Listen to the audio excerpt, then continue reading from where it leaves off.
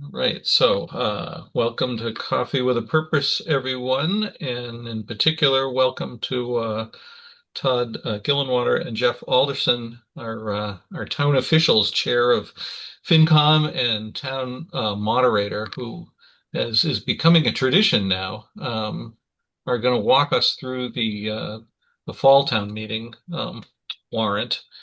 Uh, I think we will start like we usually do, though, with brief introductions. I'm sure Todd and Jeff are interested in how many of you are town meeting members or just meeting hanger-ons. So let's go through the introductions pretty quickly. Martin, are you okay talking for a second? My voice is Yeah.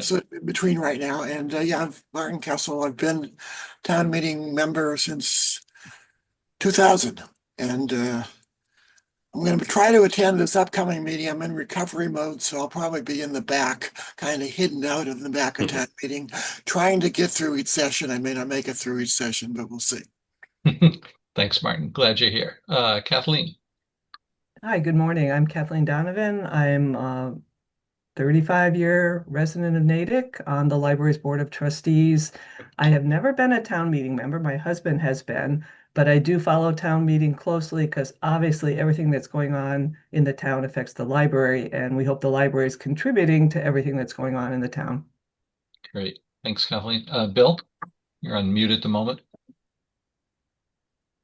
There you go. Hi, Bill Ramage. You know me through Community Preservation Committee. I'm also involved with church, and I'm a trail steward at Pekin Cove. Thanks, Bill. Tom? Hi, I'm Tom Daly. I'm a resident of Natick for like 35 years, former town meeting member, and active in the Common Street Church. Thank you. Thanks, Tom. Carol? Good morning. I'm Carol Berkowitz, and the previous speaker would say the same. I would say the same thing as he did. Being part of Common Street and but over 50-year resident of Natick. Great. Thanks, Carol. Carrie? Got to come off mute, Carrie. Carrie, you're on mute. Sorry about that. I got a phone call and had to mute that. Pretty much dittoed what the previous two had said. Newbie here, though, just 22 years in Natick. Former town meeting member also. Keep Natick Beautiful, Repair Cafe, Renewable Natick, a couple other things, but anxious to hear what you have to say. Good to see you, Jeff, and good to see you, Martin, as well. Yeah. Great. Thanks, Carrie. Paul? Good morning, Paul Joseph. Former town meeting member, haven't been for several years, but currently the chair of the Economic Development Committee. Thanks, Paul. Cindy? I'm a 5-year resident of Natick. I'm a trail steward on the Takawambe Trail that goes over the Broad Hill Reservoir place and the Sing and Sound and Spirit. And I'm a Keep Natick Beautiful picker-upper wherever I go. Thanks, Cindy. Pat? Yeah, good morning. Pat Conaway, Keep Natick Beautiful. Great. Thanks, Pat. Rick? You're on mute at the moment. There you go. Right. Rick Devereaux, town meeting member. Good morning. Thanks, Rick. And Brindley? Good morning. I know both of you guys. I've been here for 25-ish years. Always glad you're here, and I'm on my second term of town meeting. Thanks, Brindley. Brandon?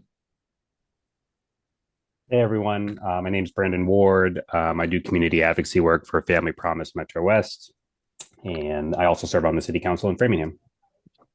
Great, Brandon. Thanks. Donna? I'm Donna McKenzie, and I am a town meeting member, and my latest project is trying to get a moratorium on artificial turf fields.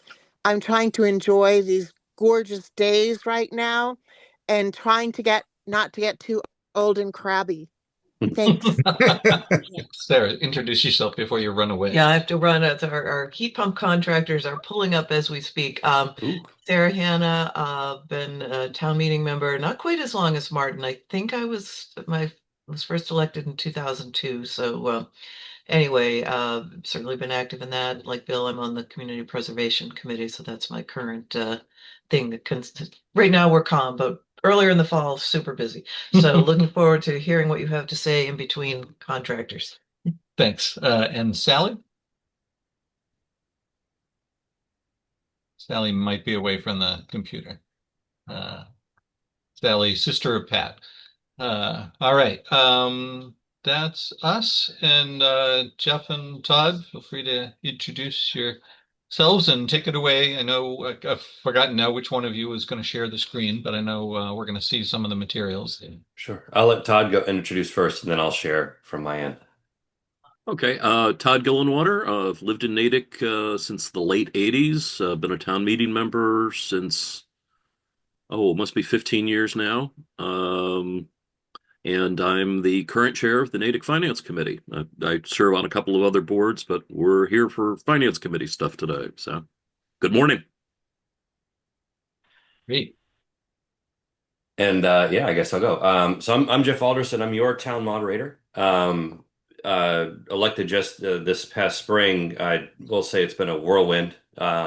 It's funny. I'm joining this call today. I actually recognize every name and person on this call today. So I think I'm getting finally plugged into what's going on in town, you might say. I count many of you as friends, and hopefully we'll all be friends by the end of the call. Yeah, I mean, Doug, we're happy to just jump right into it and make good use of folks' time. If you can see my screen, basically I want to kind of give you an orientation to how to learn about information about town meeting, because one of the biggest questions I always get is, in between town meetings, like, where does information get posted? Where do I go to find this form? How do I actively participate or know what's going on?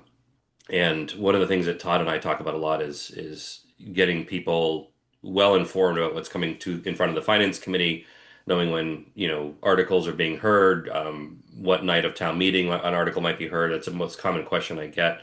So I kind of want to go through how you might be able to educate yourself on that. So starting with the town website. And Jeff, if I could just Yes, sir. to ask about interruptions. Yeah, please, no, anytime. Are you fine taking questions as I go? I love to be interrupted with something relevant because I'd rather not be talking blindly down a path. Yeah. All right. So if people could use the raise hand feature like we usually do, and either I'll see those or Jeff may see them himself. So sure. Great. Thanks. So from the town website, just to point out a couple of things under your government tab up here, the moderator and the finance committee have our own sort of destinations on the website.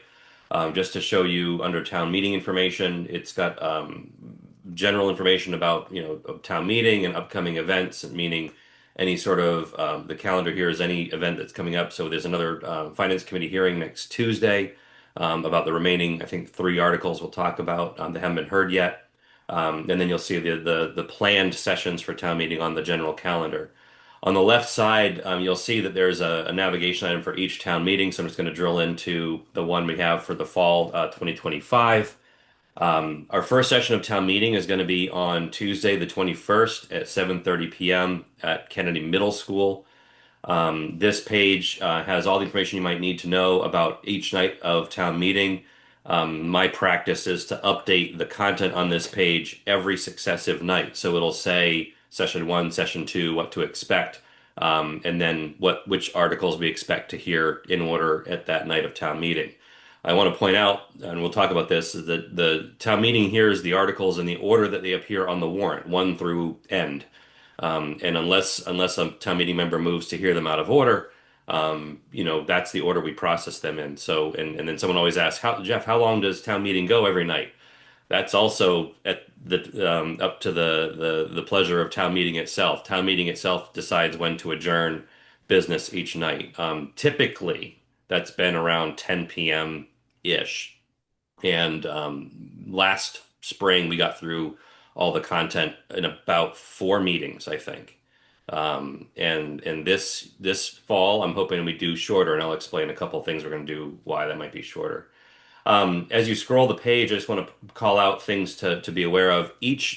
Preparing for each night of town meeting, there's a lot going on behind the scenes. If I receive written motions in advance of the meeting, or if sponsors of articles send information in advance of town meeting as they're supposed to, 48 hours at least in advance. More time is absolutely requested and appreciated.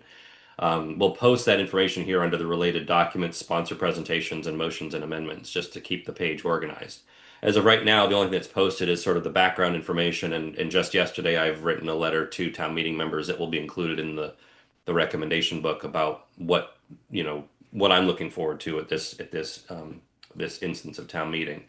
You also notice down here sort of like our standing set of resources for every town meeting. The Finance Committee keeps its own sort of work in progress site for as the books are made and as the discussions and the hearings are made, and supplemental materials from sponsors that go to hearings. Todd manages that site, and that's linked here.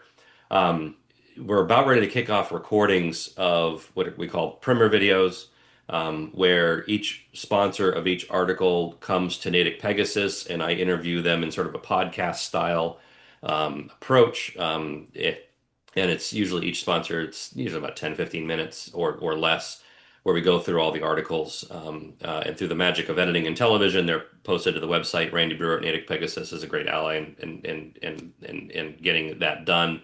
And so as those videos are recorded, we will post them and link them here from the website. You'll also notice Coffee with a Purpose. We like coming, and I do think this is a tradition. We're going to keep doing this as long as you'll have us. We want to link back to your playlist, and I will update with a link that goes directly to the video. But for right now, this just goes to your playlist today. And then all the other information, that's mostly for town meeting members to remember how to communicate amongst themselves. So knowing who your town meeting member is, who represents your precinct, there's a list there. Town meeting members, we do have an official handbook that was revised a few years ago. That gives you sort of like a lot of the rules and procedures of town meeting. The most important thing I'll point out for town meeting members, either on the phone or that are listening, is motions must be in writing in advance of town meeting. Or from the floor of town meeting, you have to use this form to submit a motion in writing, so we can display the text for all members to see and for the general public to see as well. And so there's a standard fillable form there for that. And in the spring, I held an orientation for town meeting for new members, and I've updated that content as rules or other business changes, and as town meeting evolves. I'm trying to keep that up to date. So we just revised that orientation for new members. It's a great summary of how town meeting works as well. So if you're ever interested in that, you have that. The big thing I wanted to point out, though, for people is people always ask, like, how do I stay apprised of what's happening each night of town meeting? There's a link on the Natick website called Alerts, and if you go into the alerts, you'll see this page about staying informed of different things about the town. You can sign up for both email and text alerts, either or both, and you can just log in to manage your subscriptions, and you'll notice Testing that microphone. we hear you, Paul. And so as we scroll down the page, you'll notice that town meeting has its own topic that you can subscribe for alerts and updates for. I promise you won't get spammed unless it'll feel that way during the middle of town meeting. Basically every about 40 hours, like I said, before each town meeting night, there'll be a text message alert that goes out with a link to the synopsis of what to expect for the next session of town meeting. So if you're just interested in what's going to happen night after night, that's the list to be on. And that's the only notification we do. We don't send out separate email campaigns to town meeting members. Even town meeting members themselves are all pre-subscribed. When you become a town meeting member, we add your email of record to this list. So this is how we get the word out for both members and for the town. And so that's just something I just want to make sure folks had access to. I'm not watching the chat to see if there's questions about the mechanics of things, but happy to answer questions about the site. And if you ever have feedback about the site, it comes to me. You can email me directly about questions about the site. Happy to answer that. That's great. Yep, the chat is empty so far, other than all right. Good old Brinley's putting in a link to, I think, that same page that you just did. So. Yeah, in this fall town meeting page, it's pretty easy to find. It's also very Google friendly. So if you're ever stuck in alerts, you just Google Natick Fall 2025 town meeting. You'll hit the page. Best bet. All right, let's get into it. So the main business that the town takes up at town meeting is on the warrant. This is a warrant that's put together by the select board. based on requests of town offices, agencies, officers, and citizens petitions. And there are some citizens petitions on this warrant for the fall. This gets posted in town hall and other places around town in terms of notice about what the materials are going to be discussed at town meeting. And if it's not on the warrant, we're not talking about it, right? And so one of my main responsibilities is making sure that we stick to the business before the town. And this is a sort of a summary of what to expect at this fall's town meeting. There are 33 articles. It goes to the second page, and I think we'll go through them in order. And I might ask Todd to keep me honest in terms of the substance of any of the particular articles, and we can kind of go into the ones I think that are probably worth discussing more, that are more substantive, that actually have some votes or some debate that we expect at town meeting. And there are a couple of articles here that I've already received questions from the public about when to speak, when it will be heard, because I think there's some general interest in certain articles over others. So let's get into it. And this warrant is posted. It's available on the town meeting page. You can certainly follow along. The link is here, and we can also post that in the chat. Every town meeting, there is usually an article like Article 1, referred to as a committee article, and that is if any town departments or committees have specifically want to report out to town meeting about their progress of their work, they have the opportunity to do so. This year, there is no committee seeking that, and so this is just a placeholder, and the Finance Committee heard from the sponsor they asked for no action on this, so there will be no votes, no motions made or no votes taken under Article 1. And that just happens sometimes, just a placeholder we have there for different meetings. Article 2 is really about anything. It's a placeholder again. It's there every fall in terms of appropriations, both to cover anything around appropriations or raising money, either for the town or for operation. You'll see there's two. I'm glad we got the Kathleen on the call. You see there's two items here, one to cover anything around operations for the town and one to cover everything for the Bacon Free Library. And so now I'll refer to Todd and say, Todd, are we expecting motions under Article 2? And if so, what are we expecting to hear? No, this article is for the current open operating fiscal year and is really just there for mid-year corrections and adjustments that administration feels needs to be made.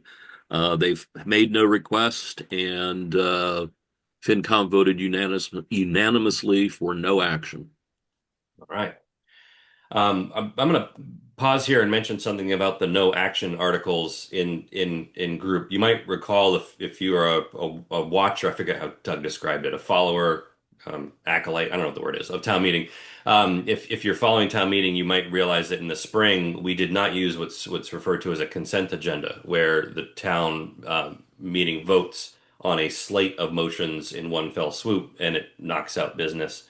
Part of that was by design because it was my first town meeting. I was trying to turn the gears as often as possible to get the experience with the process. But now that that's behind me, I kind of want to move things forward a little bit more quickly. Now that has gotten old. Yeah, now that's gotten old, right? So one of the things that also I got feedback on, I did a survey of town meeting members, and that's one of the things they pointed out. Say, let's bring that consent agenda back. Let's move more quickly. So things that are either no action or that might be deemed less than controversial or needing extra debate.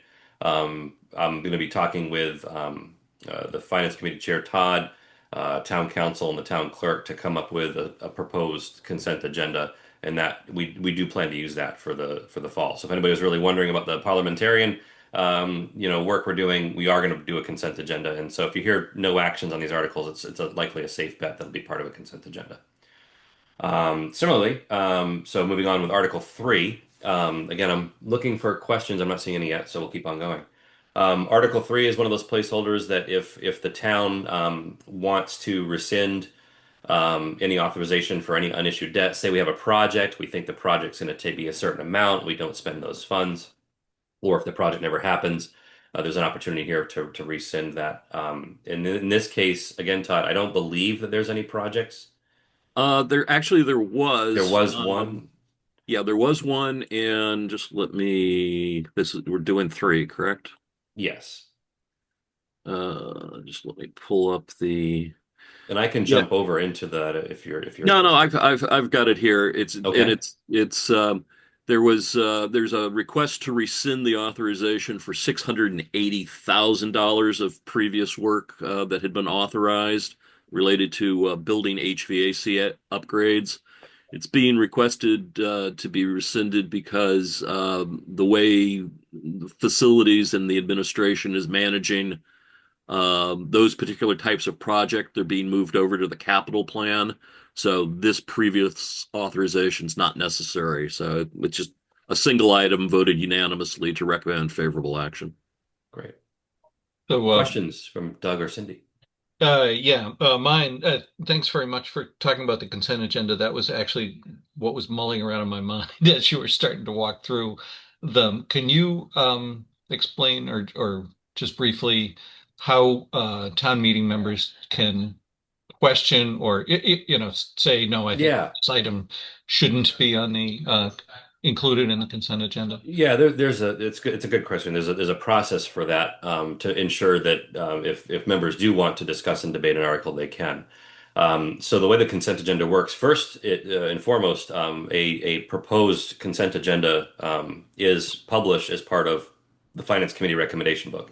So I'll be working with Todd and to make sure that whatever the formal agenda that I'm proposing is included in the Finance Committee recommendation book for town meeting members to review ahead of town meeting, along with all the other material. And the point of that is to make sure that that members know if they voted positively for the consent agenda, what gets sort of swept up in that, because it's one vote for a slate of actions. Even though that consent agenda is proposed, it is a proposal itself that has to be voted at town meeting. It would be one of the first orders of business on the first night of town meeting. The first thing that actually happens is a vote to approve the use of a consent agenda. So I would be proposing a motion as moderator to adopt the use of a consent agenda, assuming that such agenda had been posted in the Finance Committee book. So it's sort of like we're like preempting the vote that happens to use the agenda, and then as soon as the vote to use an agenda is confirmed, then we go right into the process for approving it. What you're describing, Doug, is what's called calling out a hold. And so I will go through every motion. It's a set of motions. And so some we might do some motions under one article, but leave others untouched. And so if there's a motion that's included under an article, I will read them the name of the article and the motion title ahead out loud, and then town meeting members are allowed to call out a hold. And as long as 7 or more members rise or recognize as wanting a hold on that, then we will set that aside, and that motion will not be included in the consent agenda. 7 is the number we use. That's more of a tradition thing. It's not really actually in a bylaw, because we actually the use of a consent agenda and is something we vote on at town meeting, and the rules are there. 7's a good number to indicate, if there's 7 people that really want to talk about and debate that issue, we probably should be talking about it. So it's sort of just a barometer of interest and discussion. And just to clarify, all they really have to do is kind of rise. They don't have to do their rise and say hold. Checking it out. Yeah, rise and say hold. So I just do the count, and then I'll announce whether it's included or whether it's held or not. Yeah. And then after that process, removing the holds, we sort of line item out anything that was held. We then vote on the whole consent agenda, and then based on that result, we sort of skip ahead the business. If there's no remaining, I'll still announce the article, and I'll say there's no any motions under this have already been voted, and just sort of wait, because town meeting is allowed to make other motions on articles, but usually we don't hear that. But if someone wanted to make a motion, they could under the article, and then not hearing any additional motions, we just move on to the next article. So we very rapidly get through finished articles if the consent agenda is used. That's why we do it. Mm-hmm. And I think Cindy had her hand up as well. In Article 3, Can you just tell me briefly what unissued debt is? I'm not a town meeting member, trying to learn Todd, stuff. you want to take a stab at that one? Sure. During one of the functions of town meeting is to approve funding and appropriations, how we, basically allocate the money of the town. One of the ways that we can raise funds, in addition to, our local taxes or state aid, is we issue debt. So the process is town meeting authorizes a project and authorizes the funding source. When the funding source is debt, that basically authorizes the administration to borrow to complete a project. For all sorts of different reasons, projects don't necessarily either go forward or completed with grants, or for some reason, a plan changes or the job's done for less than was originally authorized. So there's a residual amount left. So all this does is say debt for a specific project has not been utilized for a specific amount, and this rescinds the previous town meeting action that allows the administration to borrow. And it might not seem important just to do that sort of cleanup, but one of the important ratios is how much debt is authorized, even if we're not going to use it. So it's important to do housekeeping and cleanup every now and then. So this is an old project that's not going to be done with the way that it was previously authorized. It's going to be done through a different kind of program. So the authorization for the debt's being rescinded, and the project will move forward, or in some cases, not this particular one, but in some cases, it's just done and it just didn't need all the money that was authorized. So we didn't necessarily borrow the money, we just authorized being able to borrow the money? Correct. This is the authorization. There's a related article a few items down on reallocating debt. That's money that we've actually borrowed but didn't actually spend. So we redirect it to something similar. Thank you. That's very helpful. Yeah, great question, Cindy. Article 4 on unpaid bills, we include this article again as a placeholder for a variety of reasons, sometimes through the accounts receivable process or through a missed action. There might be a bill that goes unpaid in the current fiscal year. And so we keep this article in place so that the town administration can actually seek approval to pay bills and that were for a previous fiscal year, but that were received in this fiscal year. And in this case, there are a handful of bills like that. Todd, I don't know if you want to mention any specific discussion or debate about the contents of the bills, or if there's anything noteworthy, what the total amount might be. And I also want to point out, I think this was an interesting one. It requires a 4/5 vote at town meeting. So there's a pretty high bar for making sure we get our past bills paid. We have to pay them. I don't recall where we've decided not to from the floor of town meeting, but Todd, if there's any discussion from the hearing you want to share. Yeah, the general discussion is the town is an entity through various means that spends over $200 million. That's a lot of invoices and a lot of paper and emails and things like that. In an organization of that size, a handful of stuff, ends up getting missed. It goes to an old employee's email address, things like that. Let me pull up the article. There are 23 bills from previous closed accounting periods that the administration says they've turned up, they've been discovered, they need to be paid. Please pay them.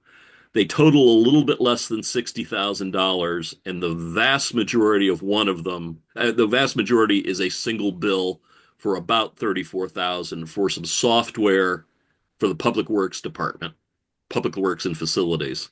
There was a question on that bill on whether or not it was part of the implementation contract, whether it was software contract, and the questions took it from one accounting period to the other. So it just needs to be addressed now. So there's 23 items totaling a little under $60,000. And as Jeff mentioned, that the quanta of vote of that is for 4/5. So they really kind of want these discussed. So that seems counterintuitive that's the wrong word, but assuming that they don't make it into this article until the agencies that actually would be in a position to know whether they're appropriate have said, yeah, that it is truly a bill that we owe. Why would we question that? It doesn't seem like it would need that high a threshold. But I must be missing the philosophy. The threshold is about the appropriations. So typically when we're appropriating money at town meeting, the usual vote quanta applies. But when we are talking about using this year's funds or the source's name to pay for previous accounting terms, bills, we want to make sure that we understand what we're doing and try to avoid the situation wherever possible. So I think I forget exactly when we started that practice. It's in our bylaws. So okay. Moving on for Article 5, stabilization funds, common topic. It's usually on here every year. There are multiple stabilization funds by name, as you'll see here. There's a general stabilization fund. There's an operational stabilization fund.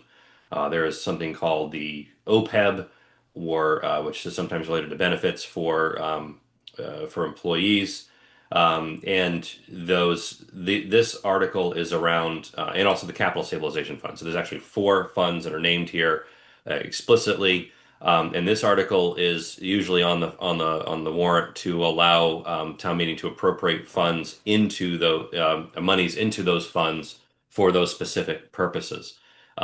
This year, I think my takeaway from the finance committee discussion was that the town actually is because of I believe that if I'm synthesizing this right, because state aid came in a little higher than expected this year, there was an opportunity to put some additional funds into monies into these funds to bring them up to levels that were sort of on par with the recommendations that have been made previously. Todd, do you have any specific, you want to talk about amounts for funds or Sure. if I'm getting that right? Yeah. No, well, the source, the category of funds is actually certified new growth. Certified new growth came in a little bit higher than had been previously expected.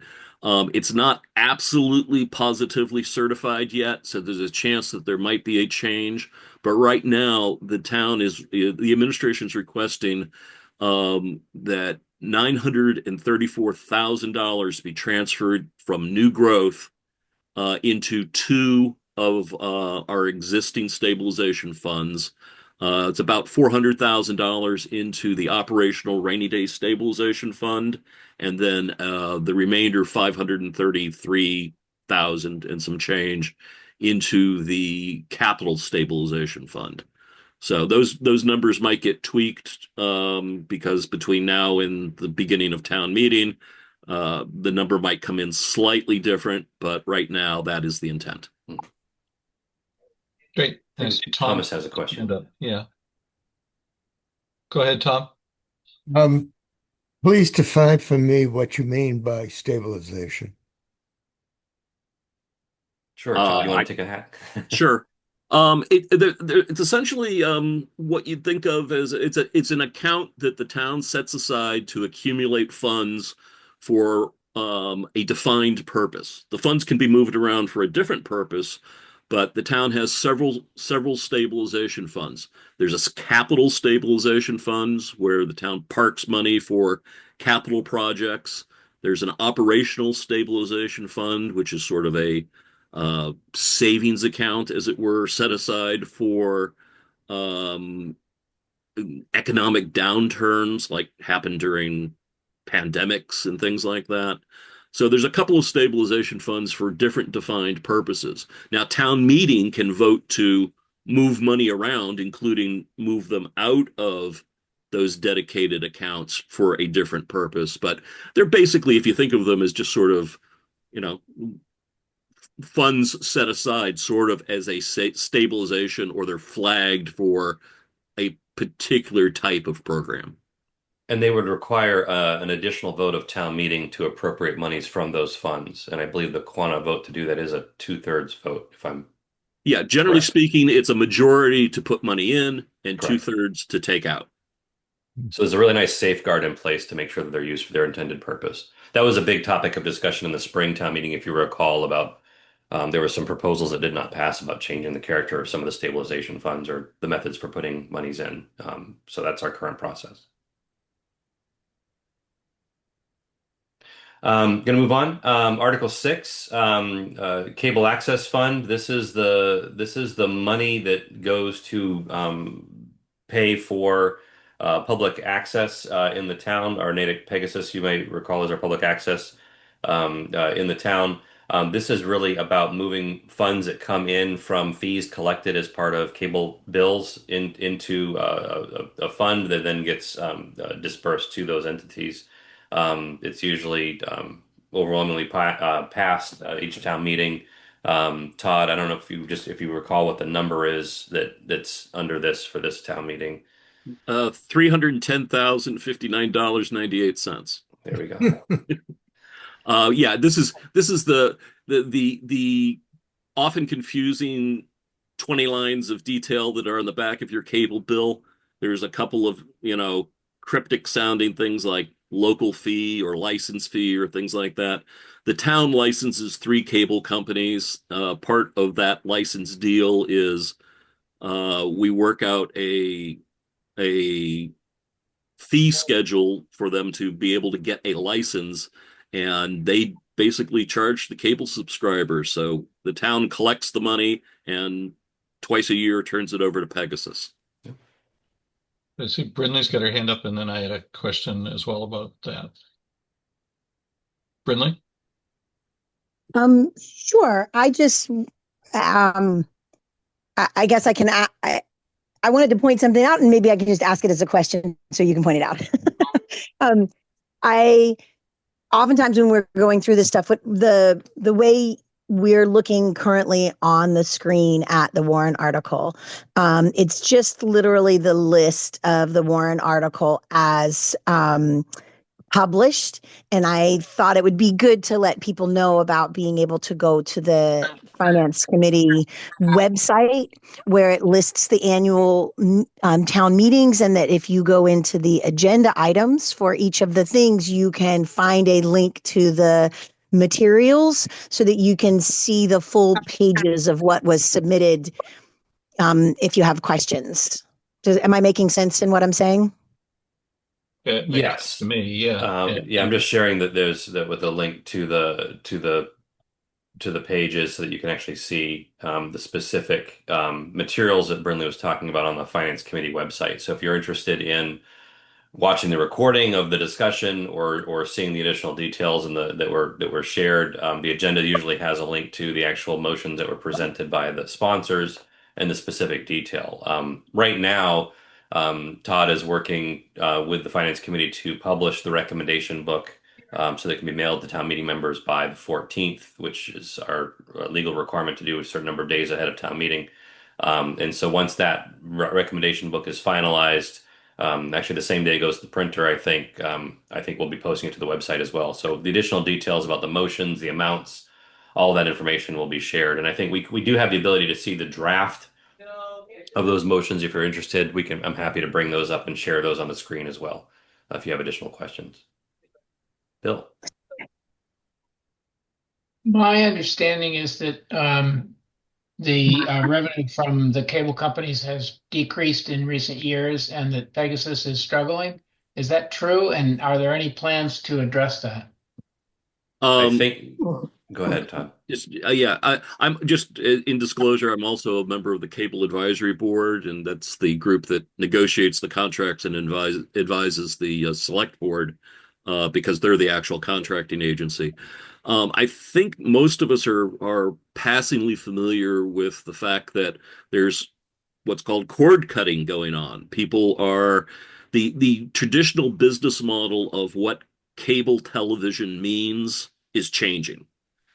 The laws that regulate the cable industry that allow the town to issue licenses and collect these fees doesn't apply to streaming or satellite or things like that. It's really just the cable or fiber that comes into your home from Comcast, Verizon, or Astound. So as subscriber base decreases, the revenue stream decreases. So it's something that's important to keep in mind that as this business model changes, the important function of community access programming needs to be funded somehow. So we just need to keep, as a town, keep it in mind that we're going to need to start considering what model we use to fund it because cable subscriptions are really kind of dwindling. That doesn't mean Native Pegasus is in trouble or anything like that. It's just let's be aware of the funding streams because this one is diminishing. Yeah, thanks for addressing that. That was going to be my question as well. So, in terms of kind of creating another funding stream, does the town have authorization to do that kind of thing on their own, or does that end up tying into state regulations that would need to be approved by some other authority outside the town? The administration can propose a budget which would include budgeted um, appropriations and funding for the cable system. It doesn't currently, but there's nothing that says that it can't create a different revenue stream for Pegasus. Okay. And Brittany, I see she had her hand up again. Yeah, I know this is a second of off topic, but I just want to point out that this is one of those reasons why it's really great to pay attention to the state level as well, because this is something that we're not the only town that's experiencing this. So it is probably something that we're going to see at the state level and the federal level. So this is another reason why it's a great idea to pay attention all around to the bills that are going through legislation. So moving on, Article 7 is our collective bargaining article. We have multiple unions in play in town, and so when the select board is negotiating those contracts with the unions, there might be monies associated with implementing those agreements with unions, and there are, I believe, two, Todd, maybe more agreements that were finalized that the town is seeking to implement. Yeah, it's a total of approximately $180,000. It's being moved out of the budget item set up under the select board into the actual contract settlement lines, and it's for both of them are related to the police force. One contract for superiors officers and one contract for the Patrol Officers Association has been settled. And so that those contract settlements go to town meeting they don't really approve them because the select board is the agency that does that, but they authorize the appropriation change of moving it from the select board into the settled contracts. So FinCom voted unanimously to support those contract settlement. Article 8 is something that Todd mentioned earlier. This is the article where if there's any projects that had borrowing accomplished, but those projects are over and the remaining borrowed amounts could be repurposed for a similar like project or another project. This is the article where those motions would appear. And Todd, is there actually any recommendation for such action? Yeah, administration didn't have anything to bring forward. FinCom voted unanimously for no action. All right. Article 9 is where you would see any list of projects proposed by the town around capital projects that would need to be appropriated. monies for. And in this case, there is a list of capital projects. I think the standout one is a fire engine, which I always gets a lot of good discussion and debate at town meeting. I don't know why.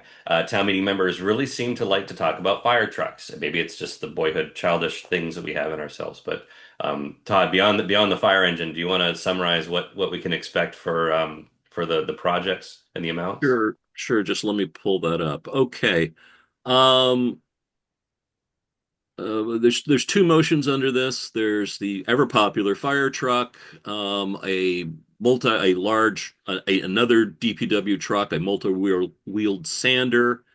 Then the exciting things like the sewer pump station rehabilitation, water meters, and some water main work. And then there's motion B, which is the work to do a tree inventory, some playground updates and repairs, some field and park renovations, things like field grading and leveling, some computer equipment, some townwide computer networking equipment, 2 police cruisers, a capital request for the schools to do some audio system upgrades. Some of those are particularly needed for students who are hearing impaired. And the item that we mentioned earlier on the facilities is going to be doing the projects differently by moving one of these into the capital project. That also shows up under motion B. So. And those amounts are relatively large. A fire truck. We're ordering the fire truck. We're authorizing money to fund a fire truck because the lead time to get a fire truck these days is about 36 months. So wow. There's significant planning and sort of project management that goes into these sorts of things. So the motion that's under is approximately is about $7.5 million. That's obviously not all fire truck. And then the motion B of those smaller items is about $1.3 million. And that's funded through a variety of sources, some stabilization, some borrowing, things like that.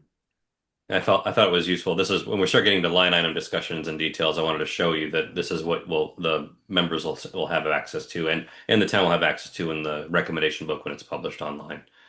Oh yes, just flipped over to that screen. Yes, that's the one I'm looking at too. Article 10 is interesting. There is a journey that the town goes on when you are looking to replace a school building. And this article is really the next step in that journey for the memorial school.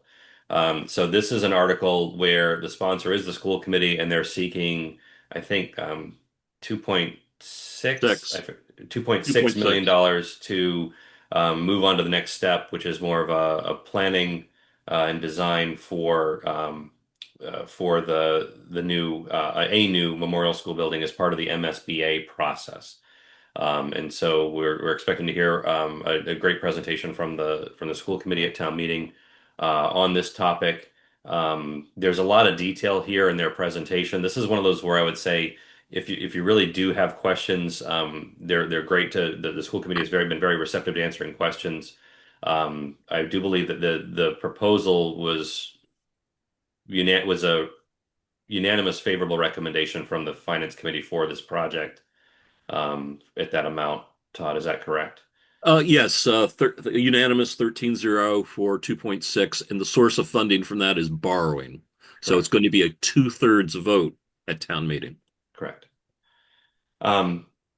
Moving on, Article 11 Donna, you have a question. Yes, I hope it's a quick question. When Article 10 was first mentioned around the time of the override, there's over $6 million left from Kennedy building funds, and the hope was that some of that money could be used to fund the cost of the feasibility study. Do we know why that can't happen or if that can happen or? I do. Yes, that question Thank you. did come up at the finance committee meeting, and the funding source is being proposed as borrowing. Todd, if you have the details on what the Yeah. sponsor's suggestion was. Yeah. The previous project for there's residual funds left from building Kennedy. The Kennedy project, the voters excluded that from their debt. They went through. It's similar in concept to an override, but it's for debt. It's called debt exclusion. So those funds were subject to a special treatment by the taxpayers to exclude it from the Proposition 2.5 limits. So there's a couple of things that need to happen to be able to use that fund for any other purposes other than Kennedy at that specific address. One of which is the funds need to be used for something of a similar duration, a similar lifespan. Feasibility studies from an accounting standpoint are deemed to have a 5-year lifespan, and that Kennedy money is really 20-year bond money, so you can't use it for 5-year expenses.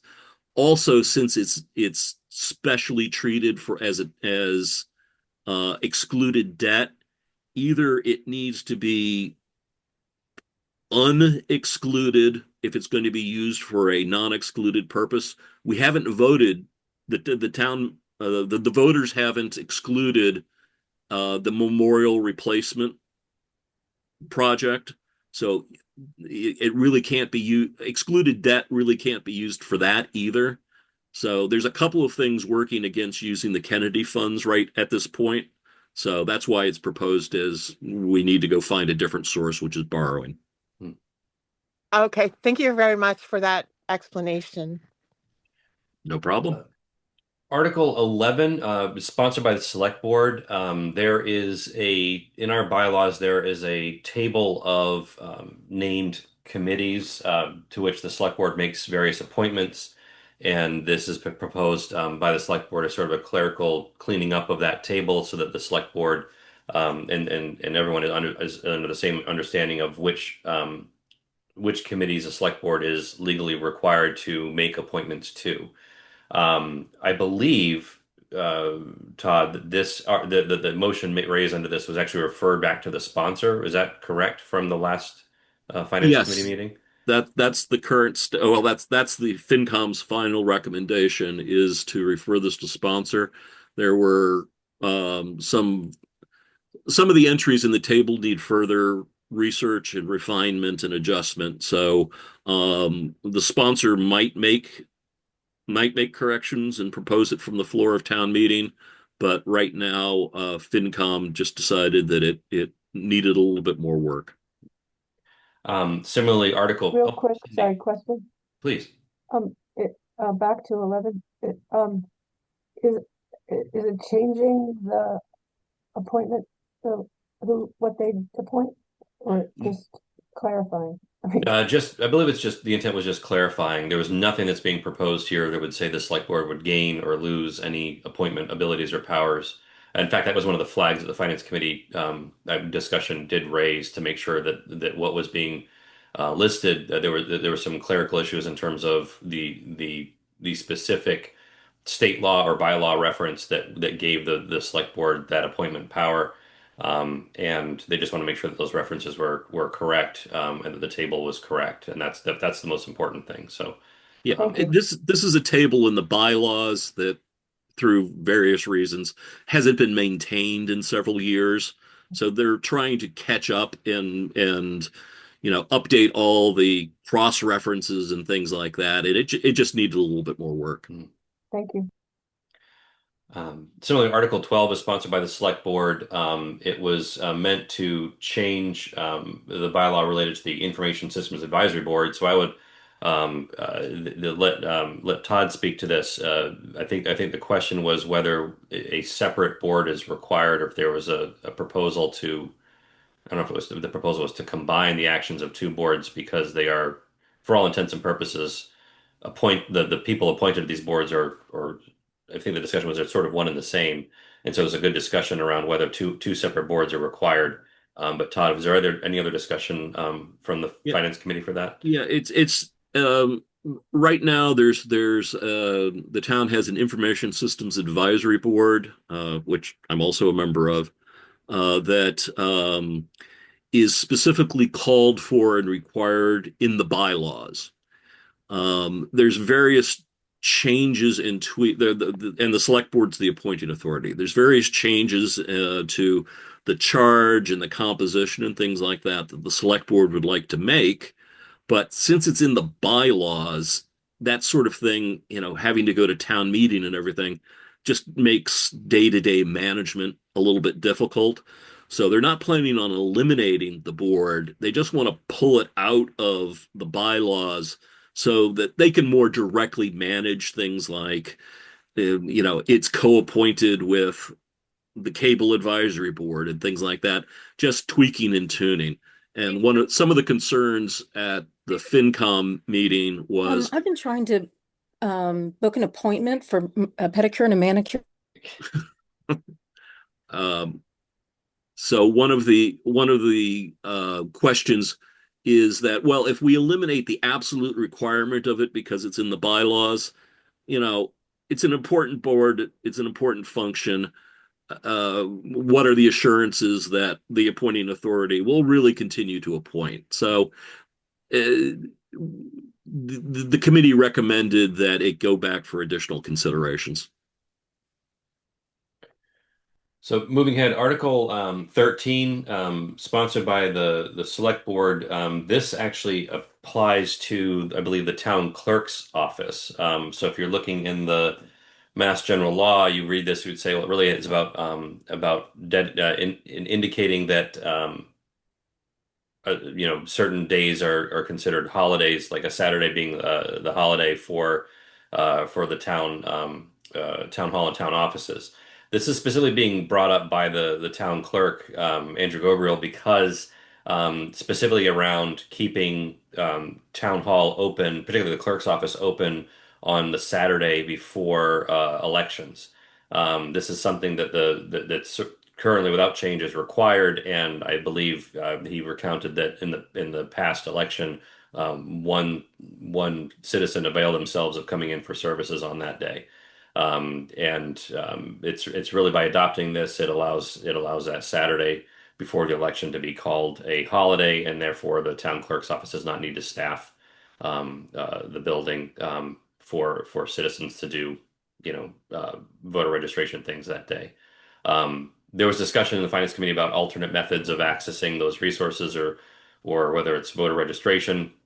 I think the responses were that there's really minimal to no impact to the way that the clerk's office is currently managing elections and responding to voter needs. Todd, is there anything else that you would add about 13? No, that's a good description. Great.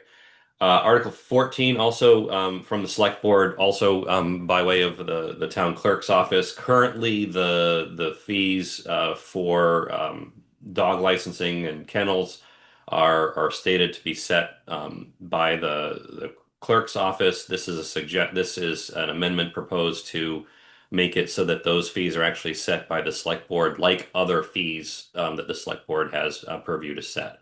And so it's just sort of moving that determination of the fees. This is not proposing changing the fees, which I think was probably your first question. This does not include anything changing of the fees. It's just more changing which agency in the town, in this case, a select board, would have the responsibility of setting those fees. Again, Todd, did I nail that one? Yeah, pretty good. This is another one of those things that when the fee schedule is parked in the bylaws, it requires town meeting to manage, any sort of changes, and that's just, it's kind of unusual that something like a dog license fee needs to be managed by town meeting. So this just pulls it out and puts it, over with, all the other select board associated fees. So second only to fire trucks, discussions about our dogs in town is a very, very hot topic on the floor of town meeting, and at school committees and other things. So, Article 15. Cindy, please go ahead. I wasn't going to ask it, but why do towns have, why do people that have dogs have to have a dog license? Is it all because of rabies? I can't speak for the Board of Health or that I believe that is a consideration, but there are other Okay. reasons why fees exist. And this is also for kennels. You need Sure. special licensing and Board of Health certifications and things like that to keep dogs more than a certain number of them. Yeah. So, I believe it's safety, it's health, it's noise ordinance, it's everything you might expect. Okay. Thank you. Article 15. Okay, so when I was, let's call it a campaign, when I was running for town moderator, one of the things I was talking about was trying to make town meeting more accessible and inclusive. Martin, I'm gonna not to put you on the spot. At the beginning of today's Zoom call, you said something about hoping that you could attend town meeting in person to participate as a town meeting member. And I applaud you for wanting to do that. If town meeting had the ability to have a hybrid access model where town meeting members could attend remotely and participate in town meeting just like other folks in the room, that's what this is really about. This is the first step in a long journey towards making sure that we can do that. And so I say it's first step in a journey because there's nothing in state law or our charter that says that we can't have a hybrid town meeting. Representative town meetings are allowed to have them. This is more on our journey of just determining whether we should, and if so, how. And so if the motion passes, the motion is really to establish a committee of nine individuals, eight of which are town meeting members, one of which is someone appointed from Natick Pegasus, who is sort of our one of our technical experts in terms of how online meetings are done for the town. And I would be the appointing authority for that, like any other town meeting committee. Um, if this gets appointed, or if this committee gets created in the fall, I would appoint it immediately, and that committee would then work to make a recommendation to the spring town meeting of a set of actions. They could be bylaw changes, they could be budget for technology vendors, it could be changes to the town meeting handbook for rules and process. That's a likely one likely outcome. And if then at that meeting that is approved, then we would pursue working with a vendor or maybe doing a pilot project or something throughout the summer. The earliest you might expect, and this is pushing the envelope a bit. The earliest you might expect that Natick town meeting could do a hybrid town meeting would be the fall of 2026, and I think that might be pushing it a little bit. It's likely we would do some sort of pilot, gather feedback, and do an implementation that would be at a later date. But this is, like I said, it's a first step on a journey. There's a small amount of funding from 2026 state aid for $10,000 to cover outreach, legal, other expenses related to engaging the town. I will say, as the appointing authority for this, I would be appointing people that would have a diverse set of perspectives on the option of a hybrid meeting. I did do an informal survey of town meeting members after the spring town meeting. A full third of people said that if this were an option available, they would use it. A full third said if this were an option, they would not use it. And then there were the folks in the middle that said, "Oh, I would use it if I had like a broken leg or something."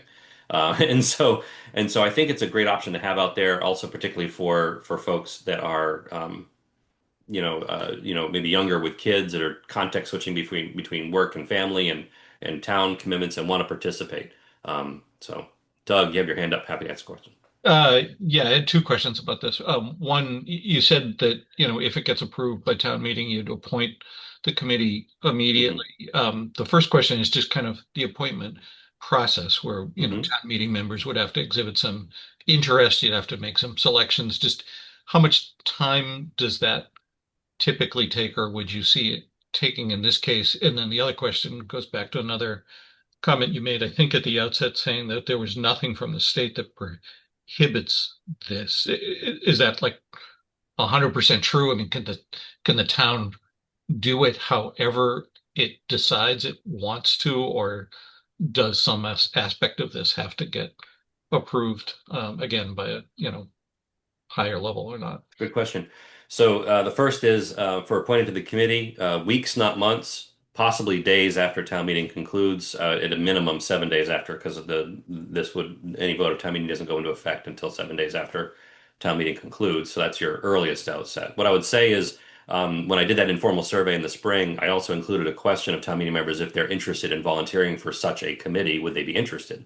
So I already have a list of people that have at least expressed interest. And then there's a handful of people that I would like to reach out to invite to participate, given their experience in running the hybrid the online meeting we did back in 2020. As take it for what it was, there were some positive and negative learning experiences through that process, and we still have town meeting members that were, including a past moderator, who may have some perspective and opinion on this. I'd like to invite him to participate as well. So yes, I think it would be pretty quick. Because also the clock's a ticking, right? So you come out of November, out of this town meeting, they have to make a recommendation in next April, so it's got to be pretty quick. Regarding the action, so this committee might recommend bylaw changes that would set the rules for how the town of Natick would run a hybrid town meeting. Those bylaw changes would still have to go through and be approved in the usual manner. And so if that goes up to the state, get an AG opinion, those sorts of things, all that process is still in play. So reconciliation against state law. Part of what the committee is actually tasked to do is to figure out, like, if there's a needle to be threaded in terms of how we can do it based on either the rules of the state or looking at what other towns have done successfully. The good news is other towns are doing this. Plymouth, as an example, has been doing hybrid town meeting for years. That's a representative town meeting. Oh. And the good news there is they are using the same technology vendor that we use today. And so there's a path that you can see if that's the path we want to take. Mm-hmm. And so yeah, whatever this committee comes up with for recommendations, we would enact in the usual manner. Great, thanks. And Rick, it looked like you had your hand up. Good, come off mute. Yes, thanks. Just a quick question. Would there be like a flash survey or something to the community at large about their opinion after it was sort of sorted out, just to see whether, assuming they would be able to also attend the meeting virtually, maybe that would not be the case. I don't know. So, Rick, very insightful. The fact of the matter is a flash vote has already happened. So earlier last month, there was a flash vote to the community, and maybe we can find a link to share. I wasn't prepared to share this amount of detail, but there was a flash vote done of the town talking about participation in hybrid meetings and committees we already have. Resoundingly, the people that responded to that flash vote said that they actually prefer engaging with town government in an online and hybrid format for all the reasons that we're discussing: accessibility, medical issues, context switching between work and life, family and town work. Some people will say that they've attended upwards of 6+ related committees and meetings because there is a hybrid option afforded. So a flash, and that was the scope of that was around existing committees for the town. It would be the responsibility of this committee if chartered and appointed they could do another flash vote that was specifically around the scope of town meeting. I think that's a great idea. Thank you. Yeah, I did see that survey and actually filled it out. Attend a lot of meetings virtually. Yeah. So there wouldn't be any way in which, though, the community at large would not be able to attend a hybrid meeting if the town meeting members were doing it. That's a great question. I actually don't know the answer to that question. Okay. All right. Well, to be determined. It's an experiment, one way or the other. Yeah. So let's just sort of move on. I'm going to try to accelerate. Doug, just a time check. We're at 10:11. How long do you like to go? Oh, we usually finish by 3 p.m. or so. 10:30, but I understand we often go a little bit past, but okay. I want to be mindful of certainly your time. And I have the time. So I can't speak for Todd. I'm happy to go through the material as long as it would take. And I also know that, some of these articles have already been discussed. It's coffee with a purpose in the past. So I can shorten it as we get going. Right. Yeah.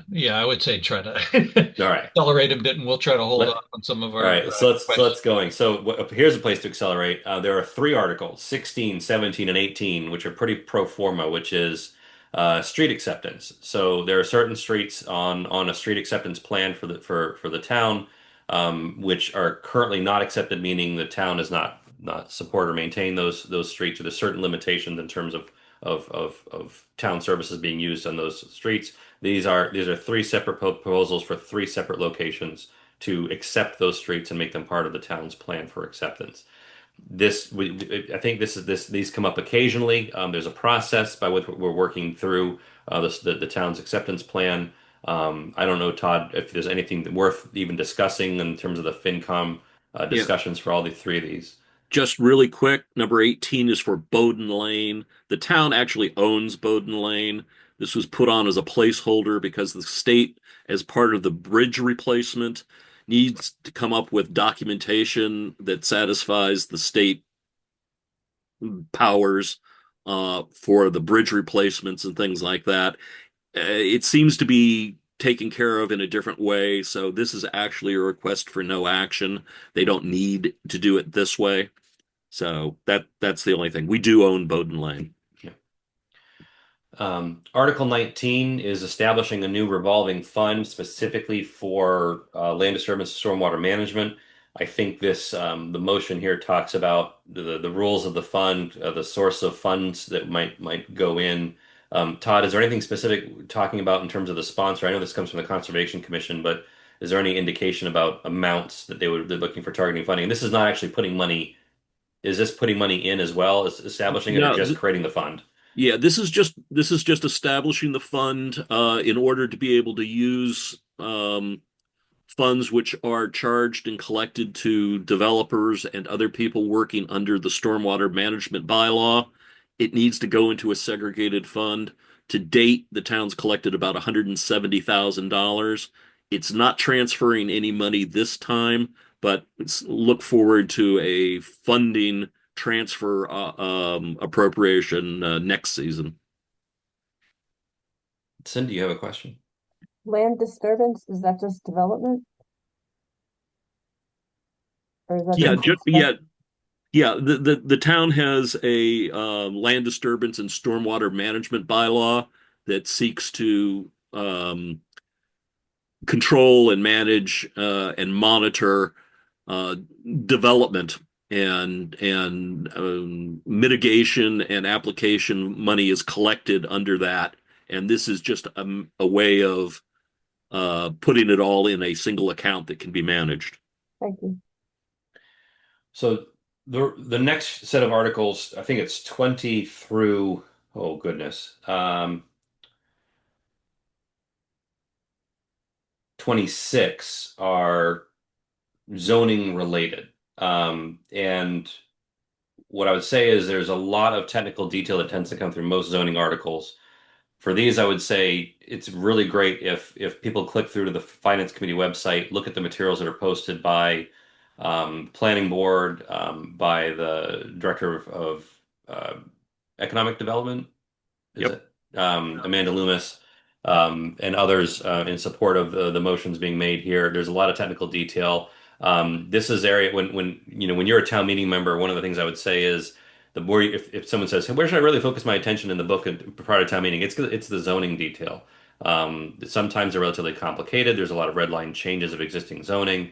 And so, I think Todd is a set. I think also this is where I think three of these have not yet been heard at Finance Committee. There are three on the agenda for Tuesday night. So I don't even know if we're ready to talk about any recommendations that Finance Committee has had for any of these motions yet. Yeah, we have recommendations, but 20, 23, 24, 25 are being heard tomorrow night. So we haven't done the work on those yet. Okay. Is there anything you want to say about 20, 21, and 22 that have been heard? No, it's nothing that we can cover at this level. It's like you said, it's dense and technical, and please read the book. Yes, please read the book. So moving ahead, this is where I feel like I'm preaching to the choir a little bit, because I've got folks on the phone that know much more about this than I do. Article 27 is the Community Preservation Funds article. There are, let me see if I get this right, 7 projects proposed by the Community Preservation Committee. using funds that were already collected as part of the tax that was already approved in a prior town meeting, where I believe that the answer is it's roughly about comes out to about 1% of your property tax bill goes into this fund. And the Community Preservation Committee decides which projects they would propose funding and at what amount. And it is town meeting's responsibility to approve funding for each of those projects individually. And so what you'll see under Article 27 is a separate motion for each of the proposed 7 projects. 8? I keep saying 7. Am I wrong? Yeah.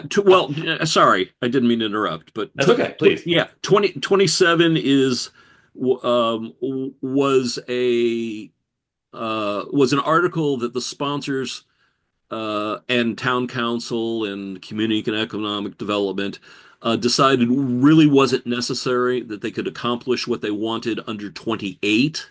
Okay. So 27 is a request for no action. Okay. 28 is where the 7 separate CPC proposals appear. There we go. So I jumped ahead. So 27, there's a recommendation of no action, but the meat and potatoes is under 28. Bill, am I doing this justice? I think as a veteran, what I'll say is, like, I'm not supposed to take a position on any given project. What I was really excited to see was the one of the projects for the restoration of the muster roll. Yes.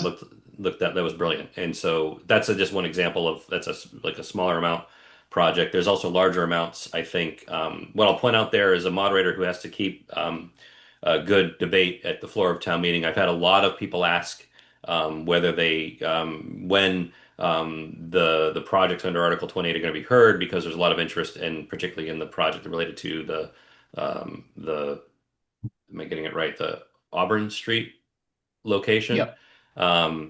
Again, without getting into the details about the specific project, I just know that there's a lot of interest in that project. And so I do expect there'll be a good spirited debate at town meeting for that. But Bill, happy to answer questions, or if there's anything I'm getting right or wrong about this. Well, I believe it's 6 that we're bringing forward. There were 7 proposals, but one is deferred, so there'll be 6 funding requests coming before for the town. 7. Yeah, I think there are 7. We had 7. We had 8. 7. Okay, I stand corrected. So it's 8. It was 8 down to 7. Yeah, correct. 8 down to 7. Thank you. Okay. So you're right. I had a question about it. It kind of goes back to some of your opening comments, Jeff, about, I think you had said Springtown meeting took 4 sessions and you were hoping to maybe do better than that. I know in certainly sometimes particular articles where there is expected to be public input or sponsors, you'll have motions to rearrange the order of presentation. Correct.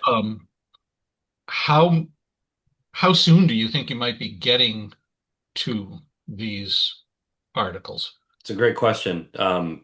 As of right now, I have not received any motions in writing asking for procedural change to the order of articles. So as of right now, we're doing it 1 through 33. And I've been given a heads up that I might be receiving something related to certain articles to hear them on a date and time certain. One of them is Article 10. Someone from the school committee has asked if they could make a member could make a motion about hearing Article 10 on a date and time certain.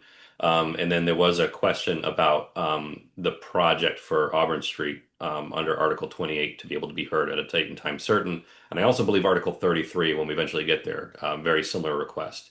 That's fine. Any town meeting member can make a request to hear an article at a date and time certain. The substance of the article is not debated at that point, just the dating, just the timing of it. That's very routine business, and rarely has a motion to do a procedural change for a date and time certain not passed. It happens, but that's where it is. So in terms of if it's like I always say with town meeting, it's manifest destiny. If you want to hear it on a certain date, you've got to make a motion to hear it on a certain date. And otherwise we just keep on going. Yeah, thanks. Article 29 is, I believe, a citizen's petition, even though it is a zoning bylaw change. It's a citizen's petition brought forth by representative of the Natick Center Gateway, in terms of signage for small businesses in town. You may be aware that there's a lot of rules and regulations around signage for businesses and how much they can extend out of properties and whether they can be sat on sidewalks and public access ways. And this really tries to shore up the our definitions and our rules around such signage in a favorable way for our local native businesses. Todd, anything to add on Article 29? No, that good description. Great. And now I'm really accelerating. So Article 30 and 31 and 32 come by way of the Charter and Bylaw Review Committee. Well, I'll say about that, that is one of those committees that is appointed by the moderator. I have taken a pretty keen interest in the business of the CBRC coming into the fall. The first article, 30, is really around motions around hearing a report. And so there is a motion for the CBRC to make a report to be heard at town meeting. I always get this question. It's to hear the report, not discuss it. That there's enough business happening in the later motions and articles you see here. There's plenty of time to debate and discuss individual things that the CBRC is finishing their work on. So they just want to be able to give a report.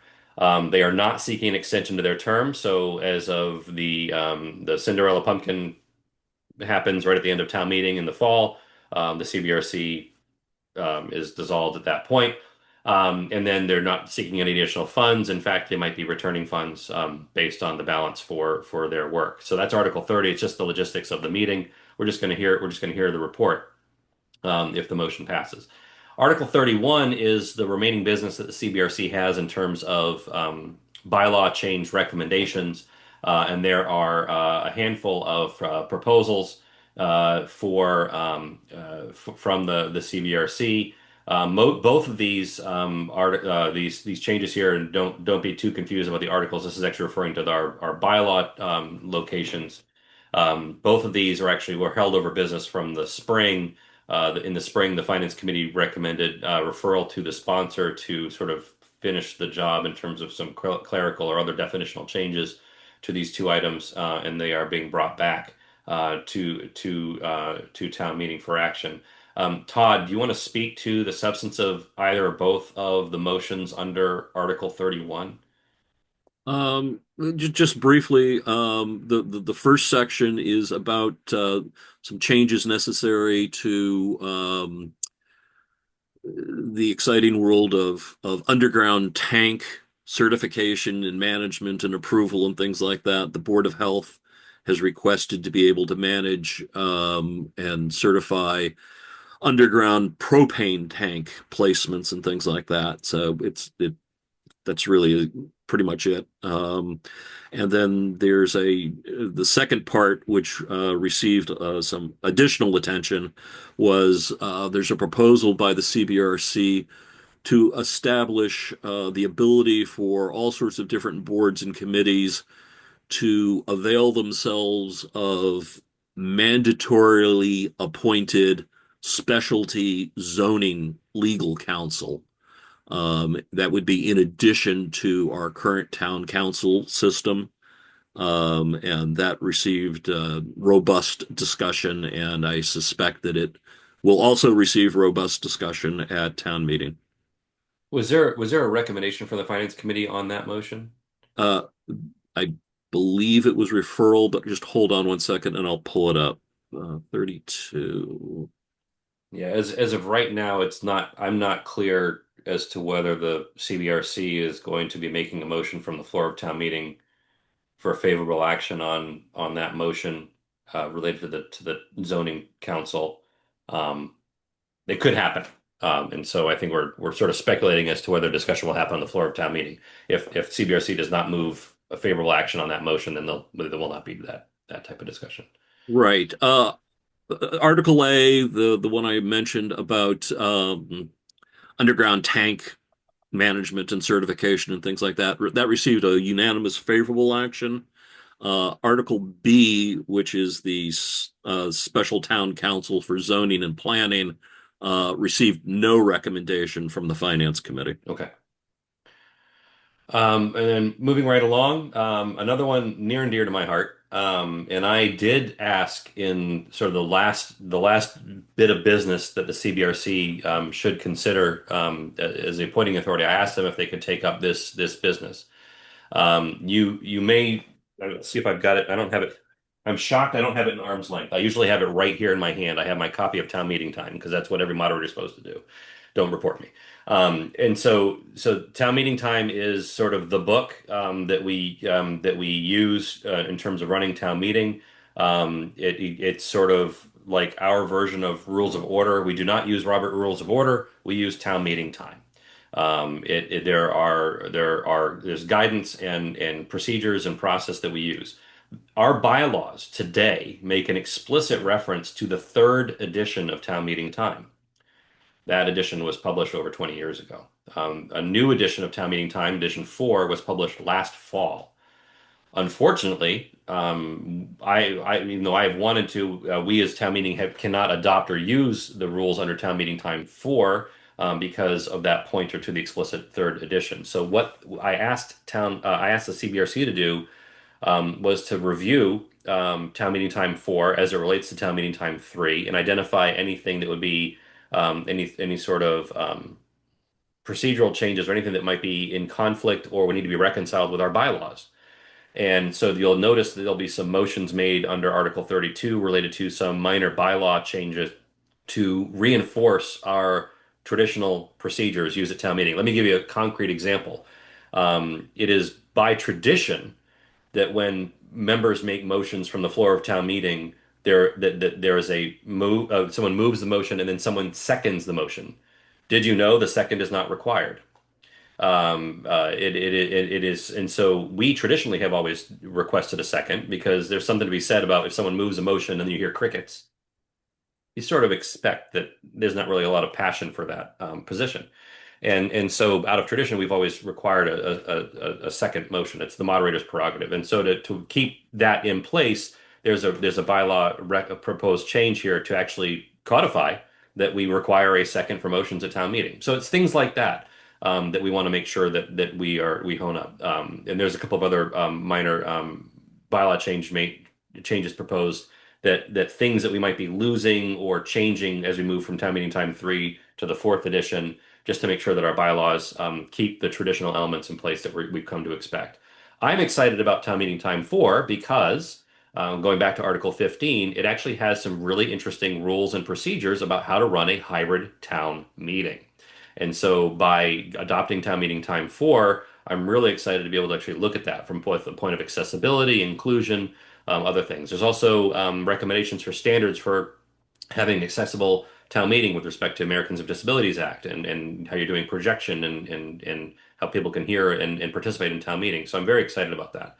And so there's a couple of other, so there's, you're going to see the list of bylaw changes that are proposed to our current bylaws to kind of shore up against the changes. And then the last thing we would vote on, the motion would be to actually accept that town meeting time 4 would be actually the pointer that we use in our bylaws. And someone might say, well, Jeff, why aren't we just pointing to town meeting time and removing the edition reference?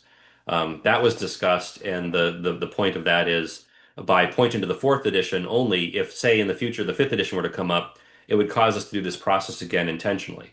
That if the 5th edition ever proposes a change that we're not quite comfortable with, we can be more deliberate in our acceptance and reconciliation of that edition.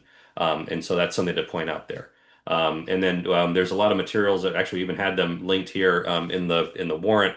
If you're really interested in doing the line by line comparison between the 3rd and the 4th edition, the publishers of that book have already gave us some utilities for doing that. And then I love the engagement with the CBRC.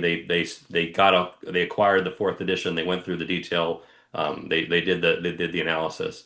And we actually had acquired some books for them to use, and those books will be available at town meeting for people to look at if they really want to dig into them. And then after town meeting, we're going to make those books available to the library so people can check them out. We encourage all town meeting members to have their own copy of town meeting time. And there are going to be a handful of books as a result of this process. They'll be at the town library. So again, Kathleen, I'm pointing that out there that we're going to make a donation of about 7 books, I think, once this is all done. I thought that was the best way to handle it. Yeah, so that's Article 32. Um, Article 33, I don't think I need to spend too much time on it because I believe that Dr. McKenzie actually gave a good presentation on this at Coffee with a Purpose last week, 2 weeks ago, recently. Right. Yeah. Very recently. What I would say about that is there were 2 motions that were proposed. I think only one is going to be brought to the floor of town meeting. There was one motion which was a recommended for a bylaw change for moratorium. Unfortunately, based on the way that the article is written, a bylaw change is out of scope. So the second motion was more of an advisory request and action. I believe that there was no recommendation from the Finance Committee on motion B. But I do, and I don't want to speak for Donna, but I do believe that the sponsor is going to be making a positive main motion from the floor of town meeting, for either the version that's in the book or a version with some other changes from the floor. And again, if we get an alternate main motion under Article 33, you can look for the text of that on the town meeting website if that happens. But yeah, it's pretty straightforward. It would be an advisory, a request for advisory action from town meeting. Again, not a legally enforceable binding sort of bylaw change, but it would be something that would be sort of make a point from town meeting to other departments and agencies about decisions related to artificial turf fields in the town of Natick. And with that, about on time. Yeah, you accelerated quite a bit, but I didn't see hands going up, so I think people are pretty satisfied and super appreciative of your walkthrough. Brindley, you do have your hand up though. What? I just put it up because I just wanted to put a plug in to say thank you so much to our new town moderator, and to say I really do hope that anyone listening excuse me, considers applying for Fincom. I'm going to do the plug for you, Mr. Moderator. Because Yeah. I really think it's such a critical job. I know we talk about a lot of times where you know, town meeting is just a rubber stamp of FinCom. I'm not sure that's necessarily always the case moving forward, and I think that is in large part because we really need people to apply. I'm not sure how large your pool was this time, but I'm guessing it wasn't really large enough to actually have a choice, and so I appeal to people to apply. Let's unpack this for a second. So I think it is worth talking about the Finance Committee appointments for a moment. I did have the pleasure of appointing 5 individuals to the Finance Committee as of July 1st. There were a couple of members that stepped down for various reasons, and many people stepped up. I was lucky to have more applicants than positions. And that actually was very useful because we had also a midterm vacancy. So a member for the Finance Committee stepped down once we were actually underway for hearing some of the articles. A member stepped down unexpectedly. And because I had already a vetted applicant in the system, I was able to appoint the same day.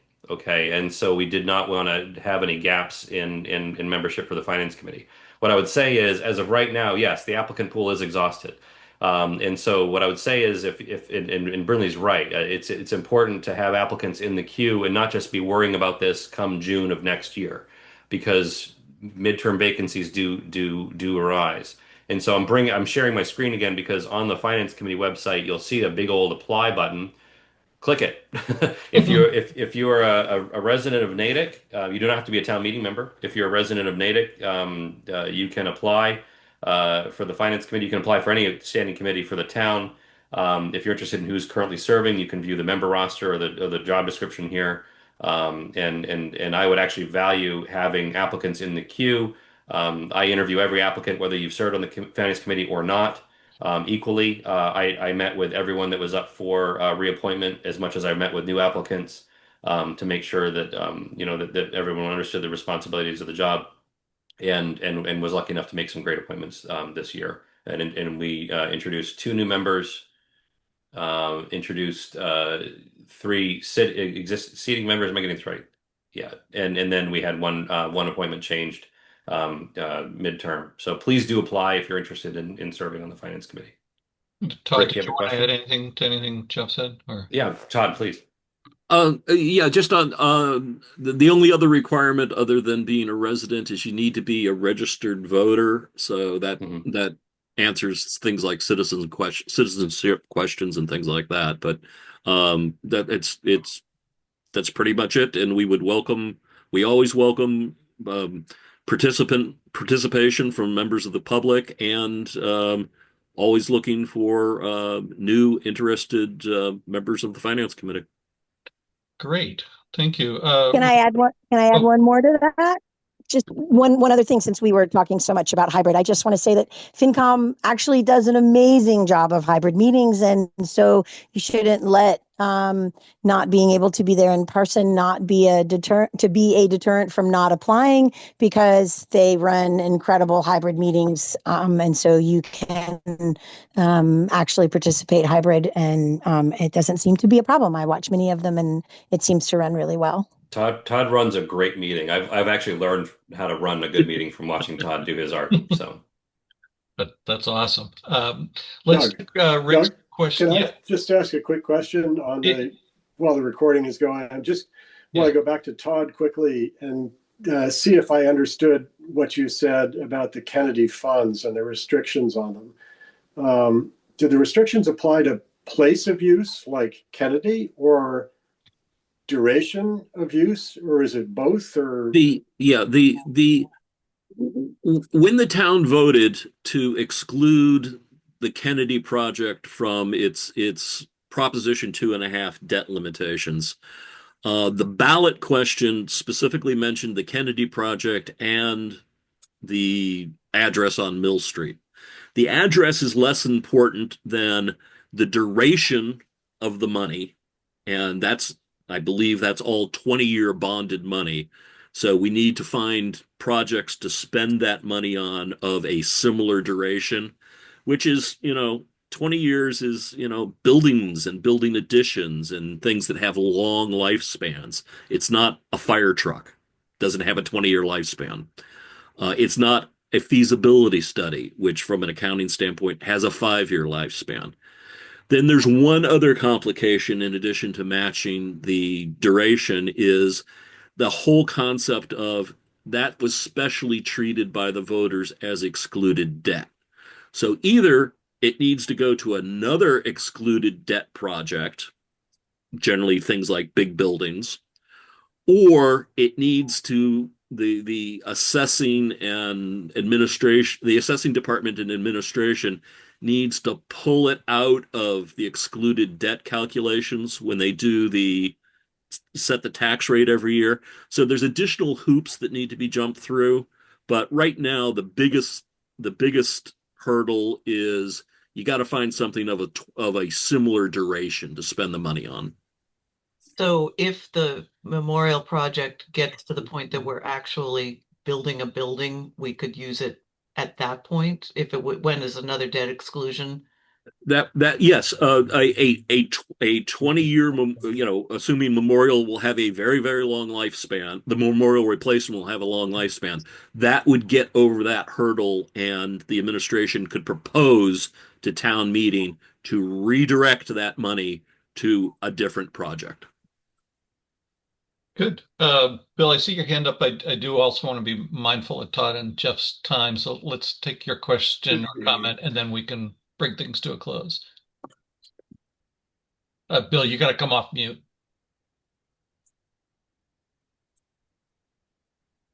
There you go. Sorry. Same issue. I think you said it was $6 million. Is that correct? And I believe the current balance is in the neighborhood of 4.9. Okay, thank you. Now that's money we've already borrowed. Yes, is that correct? Yeah, it's mostly the after things like bonding happens, there was still the whole MSBA reimbursement and final settlement and final how much they calculated was going to be, their funding of the Kennedy project. So after the borrowing happened, there was this final project closeout, and that's where between grants and the MSBA funding, that's where this residual funding turned up. Okay, so quickly, two more questions. One, what's the interest rate we're paying on that money? And two, how is it invested? I've asked both of those questions. I may have gotten an answer. I just don't remember what it is offhand. Yeah. There is a spread between what we earn and what we pay. Yeah. Okay, thank you. Cool.